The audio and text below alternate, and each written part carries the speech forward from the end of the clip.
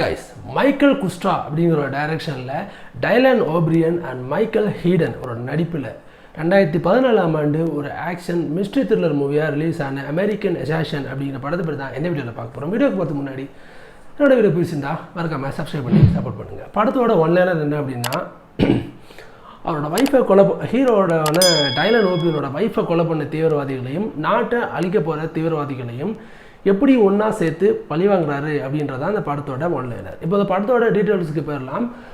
படத்தோட ஸ்டார்டிங்கை பார்த்தீங்கன்னா படத்தோட ஹீரோவான டைலன் ஓப்ரியனையும் அவங்களோட லவ்வரையும் துபாய் பீச்சில் காமிக்கிறாங்க. ஸோ வீடியோ எடுத்துருக்காரு ஹீரோயினை பார்த்து. ஸோ வீடியோ எடுத்துகிட்டு நம்ம பார்க்க ஹஸ்பண்ட் ஒய்ஃபாக இருக்குமே அப்படின்னோடனே நமக்கு இன்னும் கல்யாணம் ஆகலை போடாதே அப்படின்னு சொல்லுது அந்த ஜோடி. உடனே ஹீரோ என்ன பண்ணுறாரு, அவரோட சட்ட பேக்கெட்லேருந்து ஒரு மோதிரத்தை எடுத்து கொடுத்து கேன் யூ மேரி மீ அப்படின்னு சொல்லி கேட்குறாரு. நான் ஓகே அப்படின்னு சொல்லி அவங்களும் அதை அக்செப்ட் பண்ணிட்டு, இது எங்கள் அம்மாவோட மோதிரம், இந்த சந்தோஷத்தை கொண்டாடுறதுக்கு நம்ம சாம்பியன் எடுத்துகிட்டு வரேன் அப்படின்னு சொல்லி அங்கே சாம்பியன் எடுக்கிறதுக்காக ஹீரோ போயிட்டுருக்காரு ஓப்ரியன். அதே சமயம் துபாய் ஸ்டேட்டுக்குள்ளே யாரோ தீவிரவாதிங்க துப்பாக்கியோட அங்கே இருக்கிற பீச்சில் இருக்க எல்லாரையும் சர்ற மாதிரியாக ஷூட் பண்ண ஆரம்பிக்கிறாங்க. ஹீரோவுக்கு காலில் புல்லட் பட்டுருது. அவர் ஹீரோயின் பேர் அந்த படத்தில் கேப்ரியல். ஸோ கேப்ரியலை தேடி ஓட ஹீரோவை கத்திட்டு ரெண்டு பேரும் மாறி மாறி தேட ஹீரோ பார்த்துடுறாரு ஹீரோயினி. அப்படியே பக்கத்தில் வரும்போது அவங்களோட நெஞ்சில் ஷூட் பண்ணிட்டு ஒருத்தன் போயிடுறான்.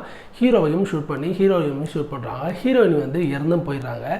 கிட்டத்தட்ட 18 மாதங்களுக்கு அப்புறம் அப்படின்னு காமிக்கிறாங்க. நம்ம ஹீரோ தாடியோட ஒரு வீட்டிலேருந்து எப்படி வந்துருக்காரு. எழுந்திரிச்சு பார்த்தீங்கன்னா அவங்களுடைய ஒய்ஃபை கொலை பண்ணவங்களோட அந்த ஃபேஸை அவர் அப்படியே ஞாபகம் வச்சுருக்காரு. ஸோ அவங்களை எப்படியாவது பழி வாங்கணும் அப்படின்னு சொல்லி ஒரு கட்டத்தில் வெறிகொண்டு ஆகிறாரு. கரெக்டாக அதெல்லாம் சூட்டபிளாக வரும்போது அந்த வில்லனை கரெக்டாக அந்த கொலை பண்ண வில்லன் அப்படின்னு இருக்காங்க இல்லையா, அவனை மீட் பண்ணுறதுக்கான நாளைக்கு அப்படின்றானுங்க. இவர் என்னென்ன செய்துட்ருக்காரு அப்படின்ற எல்லா விஷயத்தையுமே சீக்ரெட் ஏஜென்ட் அப்படின்னு சொல்லக்கூடிய அமெரிக்காவில் அமெரிக்கன்ஸ் கோஸ்ட் ஏஜென்ட்னு சொல்லக்கூடிய எல்லாருமே இவரை நோட் பண்ணிட்டு இருக்காங்க. இவர் கரெக்டாக அந்த தீவிரவாதியை மீட் பண்ண போகிறாரு. தீவிரவாதி உட்காந்து நம்ம ஹீரோட பேச ஆரம்பிக்கிற அந்த செகண்ட் உள்ளே சிஏ உள்ளே நுழைஞ்சிடுறாங்க. நுழைஞ்சு அங்கே இருக்க எல்லாரையும் இவர் யாரை கொல்லணும்னு நினச்சாரோ அந்த தீவிரவாதி முதல் கொண்டு எல்லாரையுமே ஷூட் பண்ணி ஹீரோவையும் குண்டுக்கட்டாக தூக்கிட்டு போயிடுறாங்க.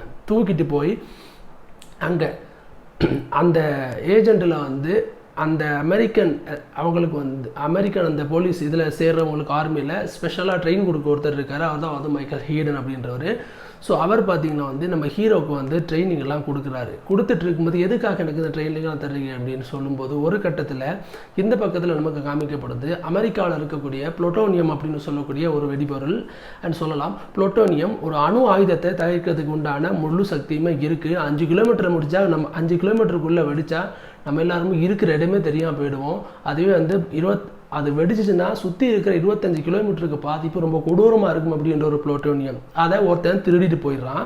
நம்ம ஹீரோவுக்கு இங்கே ட்ரைனிங்கும் கொடுக்கப்படுது.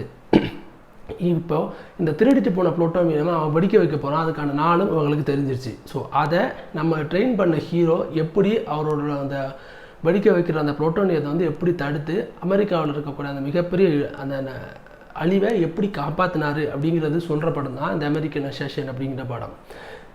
இப்போது இந்த படத்தோட பாசிட்டிவ் நெகட்டிவ்னு பார்த்தா எனக்கு இந்த படத்தில் ஃபஸ்ட்டு பாசிட்டிவ் பார்ட் இந்த படத்தோட ஆக்ஷன் சீக்வன்ஸ் ஆகட்டும், இந்த படத்தோட ஸ்டோரி பிளாட், இந்த படத்தில் சினிமாட்டோகிராஃபின்னு நம்ம வரிசையாக எல்லாத்தையும் சொல்லிட்டே போகலாம். ஒன்று நான் சொல்லணும்னா இந்த படத்தோட ஹீரோவான டைலன் அப்படின்றவர் தான். ஸோ டைலன் நமக்கு தெரியும், அவர் எப்படி படங்கள் நடிப்பார் அண்ட் செலக்டட் மூவியை தாண்டி அவரோட கேரக்டர் ரொம்ப ஸ்ட்ராங்காக இருக்கணும் அப்படின்றதுக்காக செலக்ட் பண்ணி நடிக்கக்கூடிய ஹீரோ தான் நம்ம டைலன் அப்படிங்கிறவர், டைலன் ஓப்ரியன்.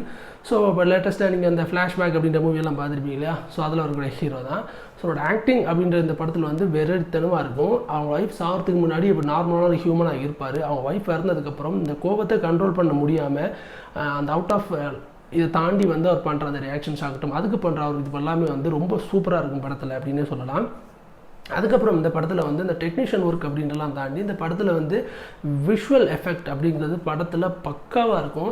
இந்த படத்தை இவ்வளவு ஒரு மிகப்பெரிய விக்டரி மூவி ஆக்கினதுக்கு காரணம் அப்படின்றது பார்த்திங்கன்னா டெஃபினட்டாக விஷுவல் எஃபெக்டாக தான் இருக்கும். பாம் பிளாஸ்ட் ஆகட்டும், அதில் காமிக்கிற எல்லாமே, அதில் யூஸ் பண்ணுற நிறைய விஷுவல் எஃபெக்ட் எல்லாமே நமக்கு அவ்வளவு ப்ளஸ்ஸாக இருக்கும் படத்தில் அப்படின்னு சொல்லலாம்.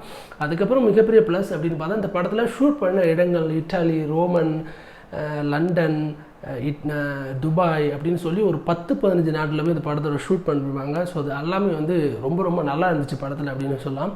அதுக்கப்புறம் இந்த படத்தோட அந்த ஸ்க்ரீன் பிளே அப்படின்றது பார்த்திங்கன்னா அவ்வளவு அருமையாக இருக்கும். படத்தோட ஸ்க்ரீன் பிளே எங்கேயும் ஒரு லேகிங் இல்லை, ஒரு போரிங் இல்லை. நம்ம சில படங்கள் பார்க்கும்போது ஆட்டோமேட்டிக்காக நம்ம செல்ஃபோனுக்கு நம்ம கை வந்து போக ஆரம்பிக்குது. இந்த படத்தை நீங்கள் பார்க்கும்போது தான் கண்ணு ரெண்டுமே உங்களுக்கு அந்த படத்தை மேலே தான் இருக்கும். அடுத்தது என்ன நடக்கும் அப்படின்றத நினச்சி பாருங்கள். அமெரிக்கன் அசாசின் அது எந்த மாதிரியாக இருக்கும் அப்படின்றது.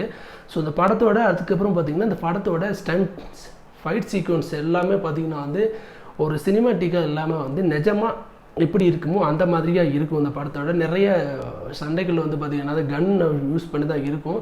அந்த கையால் சண்டை போடுறது அப்படின்றது ரொம்ப கம்மியாக இருக்கும். ஒரு 2-3 ஃபைட் சீக்வன்ஸ் தான் வரும். ஸோ படத்தில் ஒரு 5-6 ஃபைட் சீக்வன்ஸ் வந்தாலும் படம் ஃபுல்லாக வந்து கன்.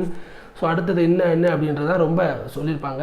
ஸோ அந்த ஈரான், ரஷ்யா அவங்கெல்லாம் வந்து அமெரிக்கா மேலே என்ன மாதிரியான பிளான் எல்லாம் பண்ணி எப்படி அழிக்கிறதுக்கு பிளான் பண்ணுறாங்க அப்படின்றத வந்து இந்த படத்தில் அந்த புளூட்டோனியம் அப்படின்றத வந்து அந்த பாம் இதை மூலமாக நமக்கு வந்து சொல்லியிருப்பாங்க. ஸோ இப்படி தான் இருக்கும் அப்படின்னு.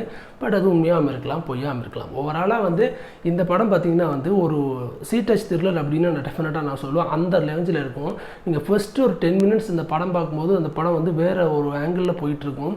அந்த 10 மினிட்ஸுக்கு அப்புறம் அடுத்து வரக்கூடிய அந்த 1 மணி நேரம் 40 நிமிஷம் படம் அப்படிங்கிறது பார்த்திங்கன்னா சீரியஸ்லி சீட்டச் த்ரில்லர் அப்படின்னு சொல்லலாம். அடுத்தது என்ன வருது அப்படின்றது நம்மளை திங்க் பண்ண முடியாத அளவுக்கு இந்த படத்தோட ஸ்க்ரீன் பிளே அமைஞ்சிருக்கு தான் இந்த படத்தோட மிகப்பெரிய ப்ளஸ் அப்படின்னு நான் நினைக்கிறேன். இந்த படத்துக்கு IMDbலேருந்து பார்த்தீங்கன்னா 6.7 அவுட் ஆஃப் 10 கொடுத்துருப்பாங்க. ஒரு 32 to 37 மில்லியன் வரைக்கும் இந்த படத்தை வந்து தயாரிச்சிருந்தாங்க. கிட்டத்தட்ட இந்த படம் பார்த்திங்கன்னா 63.5 or 7 மில்லியன் வரைக்கும் வசூல் வந்துச்சு. ஒரு பாக்ஸ் ஆஃபீஸ் ஹிட் மூவி தான். அதே மாதிரி இந்த படம் பார்த்திங்கன்னா அமெரிக்கன் அசாசின் அப்படிங்கிற ஒரு புக்கை பேஸ் பண்ணி எடுக்கப்பட்ட படம் தான் இந்த படம். இந்த படத்தில் அடல்ட் கண்டென்ட் அப்படின்னு பார்க்கும்போது ஒரு 2 இடத்துல ஒரு அடல்ட் கண்டென்ட் ஒன்று வரும். ஒரு பொண்ணு வந்து ரெஸ்ட் இல்லாமல் கண்ணாடி கொண்டு நிற்கிற மாதிரி ஒரு 5 செகண்ட்ஸ் வர்ற ஒரு சீன்ஸ் இருக்குது. ஸோ அதை தாண்டி இந்த படத்தில் வந்து வேறு எதுவுமே அடல்ட் அப்படின்னு சொல்லி டெஃபினட்டாக சொல்ல முடியாது. ஆனால் இந்த படத்தில் ப்ரூட்டலான காட்சிகள் எக்கச்சக்கமாக இருக்கும். கழுத்தை இருக்கிறது, ரத்தம் சுந்தரர் அப்படின்னு சொல்லி படம் ஃபுல்லாகவே அதை தான் இருக்கும். இந்த படம் பார்த்திங்கன்னா வந்து நெட்ஃப்ளிக்ஸில் அவைலபிளாக இருக்குது. பட் நெட்ஃப்ளிக்ஸில் இந்த படம் வந்து தமிழ் அவைலபிளாக இருக்கா அப்படின்னு டெஃபினட்டாக எனக்கு தெரியாது. நான் லைன் கேட்ஸ் ப்ளே அப்படின்ற அந்த OTT பிளாட்ஃபார்மில் மல்டி லாங்குவேஜில் இந்த படம் வந்து ஸ்ட்ரீம் ஆகிட்டு இருக்கு. ஸோ நீங்கள் பார்க்கணும், தமிழில் உங்களுக்கு வேணும் அப்படின்னா லைன் கேட்ஸ் நீங்கள் டெஃபினட்டாக நீங்கள் OTTயில் வந்து செக் பண்ணி பார்த்துக்கலாம். அப்புறம் இந்த படத்தில் வந்து ஃபைனலி எனக்கு ரொம்ப பிடிச்சது வந்து படத்தோட லாஸ்ட் இன் கிரெடிட் அப்படின்றது தான். ஸோ 2017 வந்துச்சு அப்படின்னு நினைக்கிறேன். ஸோ இந்த படம் என்னென்னா இந்த படத்தோட எண்டில் வந்து அமெரிக்கன் அசாசின் பார்ட் 2 வந்து இருக்குது அப்படின்னு சொல்கிற மாதிரி தான் முடிச்சிருப்பாங்க. ஸ்டில் 4 வருஷம் வெயிட் பண்ணிட்டு இருக்கோம். இந்த படம் இன்னும் வரல. இந்த படத்தை நிறைய பேர் பார்த்துருக்க மாட்டீங்க. ஏன்னா பேரை கேட்டுகிட்டே இது என்னப்பா வேறு மாதிரி இருக்குது அப்படின்னு. பட் டைட்டிலுக்கும் வந்து உள்ளே இருக்க படங்களுக்கும் வந்து நிறைய டிஃப்ரென்ஸ் இருக்கும். அண்ட் ஸ்டோரி பிளாட் ஆகட்டும், நான் சொன்னது அந்த சீட்டச் த்ரில்லர் அப்படின்றது படத்தோட ஸ்டார்ட் டு எண்டு வரைக்கும் நமக்கு இருக்கும். ஒரு எப்படி சொல்கிறது, ஒரு கேட் அண்ட் மவுஸ் கேமுக்கு படத்துக்கு வந்து டெஃபினட்டாக இந்த மாதிரி ஒரு ஸ்க்ரீன் பிளே தேவை. அதை வந்து பக்காவாக கொடுத்து மிகப்பெரிய ஹிட்டும் இந்த படம் கொடுத்துருக்கு அப்படின்னு சொல்ல முடியும். ஓவராலாக இந்த படத்துக்கு நான் கொடுக்கக்கூடிய மார்க் அப்படின்னு பார்த்தீங்கன்னா 7 அவுட் ஆஃப் 10 இந்த படத்துக்கு வந்து தாராளமாக தரலாம். அடுத்த ஒரு நல்ல மூவி ரிவ்யூஸோட வந்து மறுபடியும் உங்களை சந்திக்கிறேன். இந்த வீடியோ உங்களுக்கு பிடிச்சிருந்துச்சு அப்படின்னா டெஃபினட்டாக உங்கள் ஃப்ரெண்ட்ஸ் அண்ட் ஃபேமிலிக்கும் ஷேர் பண்ணுங்கள் அண்ட் சப்ஸ்கிரைப் பண்ணி சப்போர்ட் பண்ணுங்கள். Thank you guys.